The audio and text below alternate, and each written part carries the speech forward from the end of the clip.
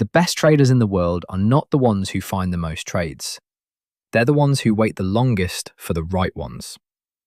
That single idea, if you genuinely internalize it, changes how you trade more than any strategy, any indicator, or any technical skill ever will. Patience in trading is not a personality trait you either have or don't. It is a skill. A learnable, measurable, compounding skill that directly protects your win rate, preserves your capital, and builds the psychological baseline that makes consistent performance possible over months and years, not just sessions. And yet, it is the most undertrained skill in trading. Because it produces no visible output, you can't point to a chart and show someone where you waited. The evidence of patience is absence. The forced trades that didn't happen, the marginal entries that were passed on, the capital that stayed in the account because the session didn't deserve it. Today is a full deep dive on patience as a trading skill, the mathematics of why selectivity compounds, the neuroscience of why inaction is neurologically harder than action, the professional parallels that show how elite performers in other fields think about it, and the practical 4-layer framework for building it into your trading in a way that changes your behavior at the platform, not just your intentions. This is the one skill that makes every other skill you've built worth having. Trading patience is something fundamentally different. It's the active, deliberate, disciplined choice to not act, while remaining fully present, fully aware, and fully prepared to act the moment the right conditions appear. A patient trader is not checked out. They're not distracted. They're not doing something else while they wait for a setup. They are watching the market with complete attention, evaluating every price movement against their criteria, and consciously choosing, as each substandard opportunity forms and fades, to hold the standard. That's an active process. It requires more cognitive engagement than placing a trade. Because placing a trade ends the decision.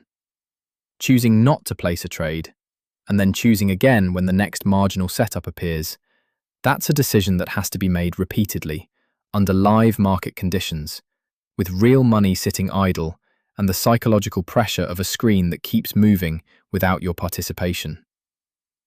This is why patience is a skill and not a personality trait. It requires training because it runs counter to almost every natural human instinct in a live market environment. You don't build it by deciding to be more patient. You build it the same way you build any trading skill, through deliberate practice, systematic feedback, and a framework that makes the right behavior the path of least resistance rather than the path of most resistance. Now, to understand why patience is so hard to maintain in a live market, you need to understand what the market environment does to the brain. Because the difficulty isn't moral or motivational, it's neurological. The human brain evolved over hundreds of thousands of years in environments where inaction had a cost. Standing still when food was available meant going hungry. Hesitating when danger was present meant not surviving. The bias toward action is not a flaw. It is one of the most successful evolutionary adaptations in human history. In every environment the brain was built for, doing something was almost always better than doing nothing. A live trading platform is one of the few environments in human experience where the opposite is sometimes true, where the correct response to an available opportunity is to let it pass, where doing nothing is genuinely the highest value action available. The brain has no evolutionary precedent for this. It finds it deeply counterintuitive, and it fights it, through the action bias, through dopamine withdrawal when the market goes quiet, through the productivity bias that equates activity with progress.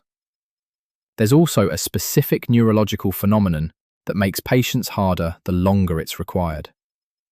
Decision fatigue research shows that the quality of human decisions deteriorates over time as the cognitive resources required to make them deplete. Every time a trader evaluates a substandard setup and chooses not to enter, that decision costs cognitive resources. By the third or fourth hour of a quiet session, those resources are genuinely depleted. and a depleted prefrontal cortex is significantly more likely to approve a marginal entry than a fresh one is. This is why forced trades happen most often late in quiet sessions, not because the market suddenly got better, but because the trader's capacity to hold the standard has been worn down by hours of correct but cognitively expensive decisions. Patience, in long sessions, is literally a resource that gets used up. And building it as a skill means building the systems that conserve that resource rather than depending on willpower to generate it indefinitely. Here's where the argument for patience stops being philosophical and becomes mathematical. Because the compounding effect of selectivity, of consistently taking only your highest quality setups, is one of the most underappreciated edges in retail trading. Let's build the numbers. Trader A takes 10 trades per week, a mix of A, B, and C grade setups, some clean, some marginal, some outright force trades. Their overall win rate across all 10 is 48%. Risk-reward ratio averages 1-to-1 after commissions. Over 100 trading days, that produces a slight net loss, because 48% at 1-to-1 is below break-even. Trader B takes 3 trades per week. Only A-grade setups, the ones that fully meet every criterion, where the entry is clean, the risk is defined, and the setup is exactly what their edge was built for. Their win rate on these trades is 62%. Same 1-to-1 risk-reward. Same account size, same markets. Over 100 trading days, Trader B produces a compounding return that Trader A never gets close to. Not because they're more skilled at analysis, not because they have access to better information, but because they protected their win rate by refusing to dilute it with trades that didn't belong in the sample. This is the mathematics of patience. Every marginal trade you take lowers your average win rate across all trades. Every force trade pulls the sample toward 50%, and 50% at 1-to-1 is break-even, and that is not good enough. The edge doesn't live in your best trades alone. It lives in the ratio of your best trades to all the others, and that ratio is controlled entirely by patience. There's another mathematical dimension worth understanding: the asymmetry of losses and gains. If you lose 10% of your account, you need to gain 11% of the remaining balance to get back to where you started. Lose 20%, and you need 25% to recover. Lose 30%, and you need 43% just to break even. The math of losses is asymmetric. They cost more to recover from than the equivalent gain produces. What this means for patience is specific. Every force trade that loses doesn't just cost what it loses. It raises the recovery threshold for every subsequent trade. A trader who takes 3 unnecessary losing trades in a quiet session hasn't just lost those 3%. They've made every future winning trade work harder just to restore the baseline. Patience doesn't just protect capital, it protects the recovery math. And for those on funded accounts, those trades you take matters even more since you have that drawdown limit. The relationship between patience and performance isn't unique to trading. Every high-performance field that requires precision decision-making under pressure has developed its own version of the same principle. And looking at how elite performers in other disciplines think about patience reveals something important about how traders should think about it. The most direct parallel is the military sniper. A trained sniper can spend 8 to 72 hours in a single position, completely motionless, waiting for one specific set of conditions to align. Not approximately aligned, precisely aligned. The target, the angle, the wind, the visibility, all of it, simultaneously, exactly as required. If one variable is off, they wait. They don't take a slightly worse shot because they've been waiting a long time. They don't lower their standard because the waiting is uncomfortable. The standard is the standard, and the shot either meets it or it doesn't. Elite traders operate on the same logic. The best in the world are not the ones who find the most opportunities. They're the ones who wait longest for the right ones. Paul Tudor Jones, one of the most successful macro traders in history, described his approach as waiting for trades where the risk-reward is so obvious and the setup so clear that it feels almost unfair. Not decent setups, not good setups, the ones that feel obvious. And the willingness to wait, sometimes for days or weeks, for that level of clarity, is part of what separates his track record from the traders who take everything that moves. Surgery offers a similar parallel. A skilled surgeon doesn't make an incision until every preparation is complete. The patient is stable, the instruments are positioned correctly, the team is ready, the approach is planned. The time spent in preparation, in waiting for optimal conditions, isn't wasted time. It's the most important part of the procedure. In every high-stakes precision field, the ratio of preparation and waiting to actual execution is heavily weighted toward the former. The execution itself, the trade entry, the shot, the incision, is brief. The patience that precedes it is what makes it possible. The machine gun trader, taking every setup that moves, relying on volume to produce results, operates on the opposite logic. And in trading, volume without selectivity doesn't increase the probability of success. It dilutes it. Because every additional trade carries its own probability of loss, and a lower quality sample dragged toward 50% is indistinguishable from randomness. We've looked at what patience produces over 100 trading days. Now let's zoom out further, because the compounding effect of consistent selectivity over months and years is where the real argument for patience lives. Think about what changes when a trader commits to A-grade setups only, consistently, across a full trading year. In a typical trading year of around 250 sessions, the selective trader taking 3 trades per week produces about 150 trades in a year. The overactive trader taking 10 produces 500. On the surface, the overactive trader looks more productive, more data, more experience, more time in the market.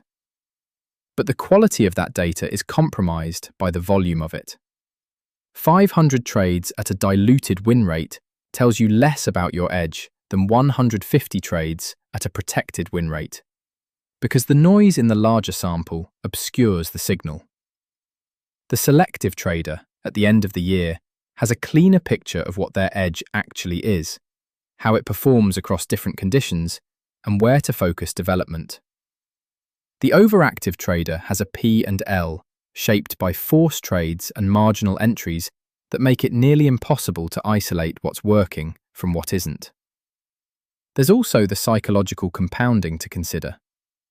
A trader who has protected their win rate across a full year, who has consistently held the standard through quiet sessions, losing streaks, and the pressure of flat periods, has built something that can't be quantified in a trade log. They've built the habit of discipline under pressure. And habits compound the same way returns do. Each session they held the standard makes the next session easier to hold. Each quiet day they sat through without forcing a trade reinforces the neural pathway that makes patience the default response rather than the effortful one. Contrast that with the trader who has spent a year taking every setup that comes.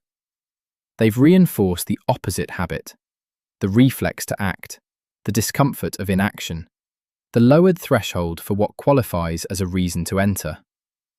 That habit compounds too, just in the wrong direction. By the end of a year of overtrading, patience doesn't just feel hard, it feels wrong. The neural pathway for holding the standard has been so underused, it barely exists anymore. Everything we've covered so far makes the case for patience.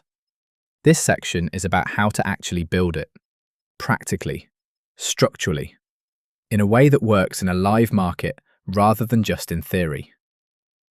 The first layer is written criteria that define your A-grade setup with zero ambiguity. Not general principles, specific, observable conditions. The exact price structure required. The exact volume confirmation needed. The exact market context that has to be present. Written down before the session in enough detail that any trade can be graded against them without judgment calls in the moment. If the setup meets every criterion, it's an A. If it misses one, it isn't. No negotiation. This matters because ambiguous criteria are the loophole patience breaks through. If your entry criteria have any grey area, any condition that kind of qualifies or mostly aligns, that grey area is where force trades live. The solution isn't to develop better judgment in the moment, it's to eliminate the grey area before the moment arrives, when your head is clear and the market isn't moving. The second layer is a session grade in your journal, not just a trade grade.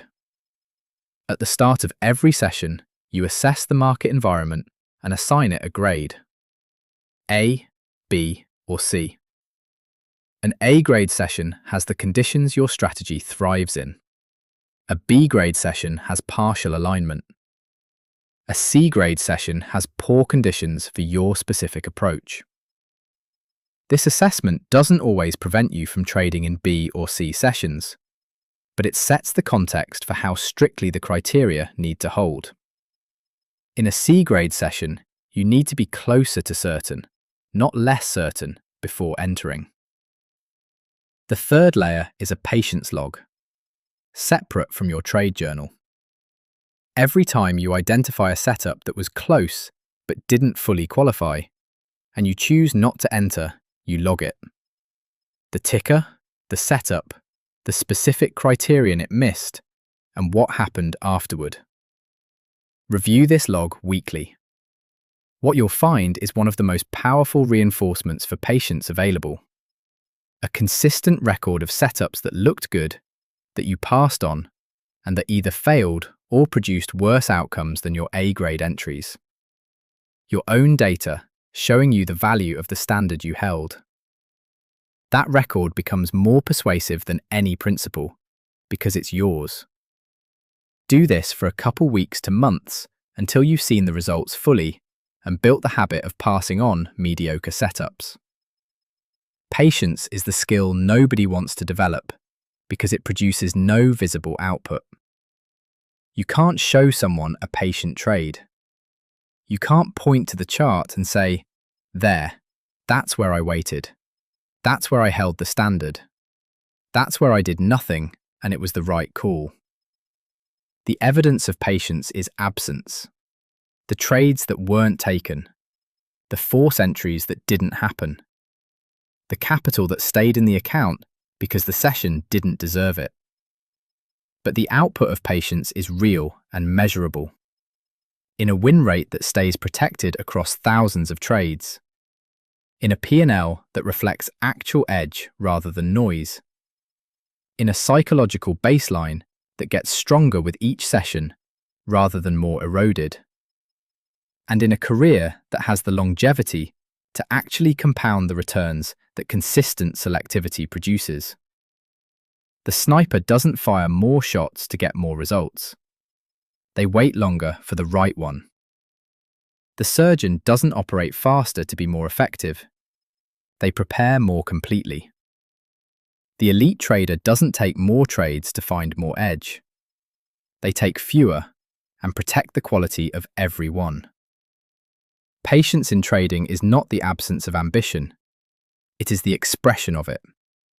The understanding that the market will always be open, that good setups will always come again, and that the most valuable thing a trader can do on the days when nothing is right is to arrive at the next session with their capital, their clarity, and their edge fully intact. That is the job. And done consistently, session after session, market after market, it is the job that eventually separates everyone who lasts in this profession from everyone who doesn't.